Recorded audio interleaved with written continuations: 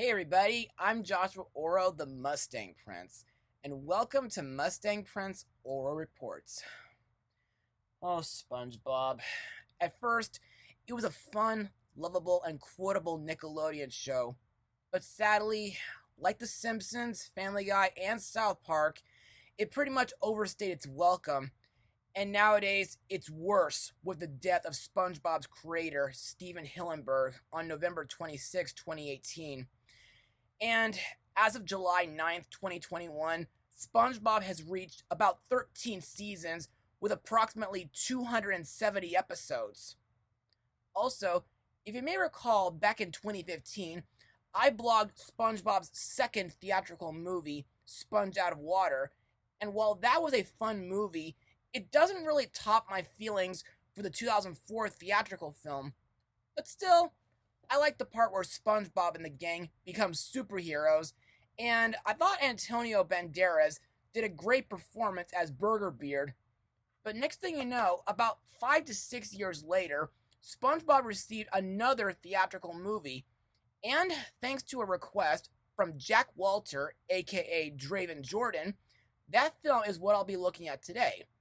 So, released in Canada on August 14th, 2020, and to Paramount Plus in the United States on March 4th, 2021, the movie is the SpongeBob movie, Sponge on the Run.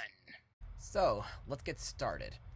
When SpongeBob SquarePants' beloved pet snail Gary goes missing, a path of clues leads SpongeBob and his best friend Patrick Star to the powerful King Poseidon, who has Gary held captive in the lost city of Atlantic City.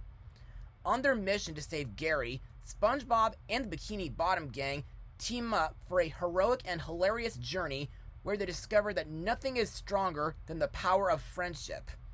So, what are my thoughts? Well, it's not a bad movie in my opinion, but it's not that good compared to the previous two movies. But now, let's move on to Mustang notes. The film was directed and written by series co-developer and former series writer Tim Hill, who co-wrote the story with Jonathan Abel and Glenn Berger. It is the very first SpongeBob movie in the franchise to be fully animated in stylized CGI, rather than traditional 2D animation. Also to note, the movie is dedicated to the late creator Steven Hillenburg, who also served as an executive producer on the movie. The CGI animation for the film was provided by Mike Gross Image, who helped with the animation for The Little Prince, Sergeant Stubby, and Sherlock Gnomes, and of course the upcoming Paw Patrol movie. Now to me, this movie does translate pretty well to CGI, since the last film had some for the characters. Speaking of which, not only do the characters look pretty good in CGI, but also locations like Bikini Bottom, Camp Coral, and Atlantic City look pretty good. By the way, I think Atlantic City looks like an undersea version of Las Vegas. Also, I think the plot involving a rescue mission to save Gary, while done before in the show, is pretty good. Same goes for the road trip, which brings back memories from the first movie. Speaking of which, I thought it was pretty neat that this movie brought back the paddy wagon, which in this film expands into the size of a sub-sandwich. Also, the flashback scene where SpongeBob met Gary was really cute. And I thought the live-action western scene in Goner's Gulch was kinda random, though it was pretty epic when SpongeBob and Patrick accidentally freed a crew of undead zombie pirates. And I thought the lighthouse casino scene was really over the top. Plus, like with the show, there are several hilarious moments, and there are also some continuity errors, mainly with Sandy and Mr. Krabs' flashbacks, which is okay in my eyes, but at the same time, while watching this movie, it doesn't really have the same style of charm that the older seasons had.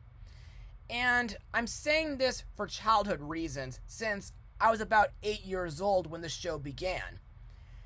And now, let's move on to the characters and the voice actors. SpongeBob SquarePants is voiced again by veteran voice actor Tom Kenny.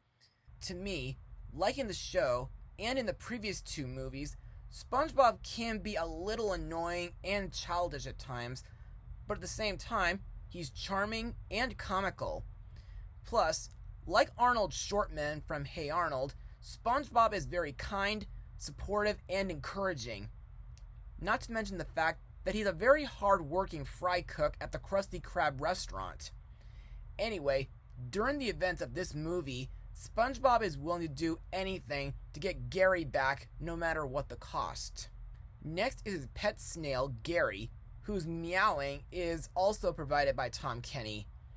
In my eyes, Gary is such an adorable sea snail, and it's kind of interesting, but a little gross, that his slime is soothing to the skin.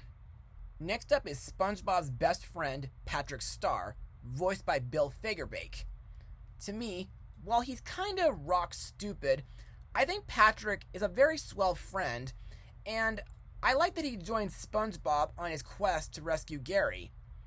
Plus, there are times throughout this movie where Patrick makes several hilarious jokes. We also have other characters, like SpongeBob's sourpuss clarinet-playing neighbor and co-worker, Squidward Tentacles, voiced by Roger Bumpus, his employer, Mr. Eugene Krabs, voiced by Clancy Brown, and Sandy Cheeks, voiced by Carolyn Lawrence. Next we come to Mr. Krabs' rival, the sinister Sheldon J. Plankton, voiced by Mr. Doug Lawrence.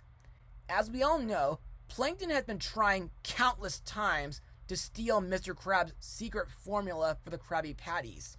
However, in this movie, his computer wife Karen has been reminding him that SpongeBob has always been getting in his way to succeeding.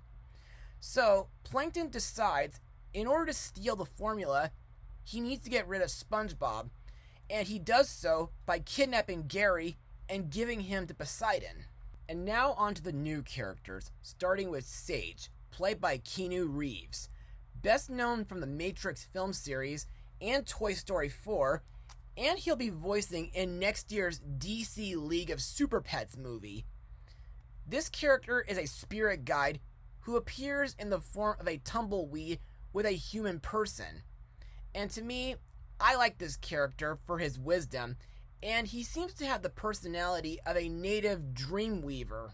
Finally, we come to King Poseidon, voiced by Matt Berry, who not only voiced Bubbles the dolphin in the previous SpongeBob movie, but he was also in Christopher Robin and Snow White and the Huntsman.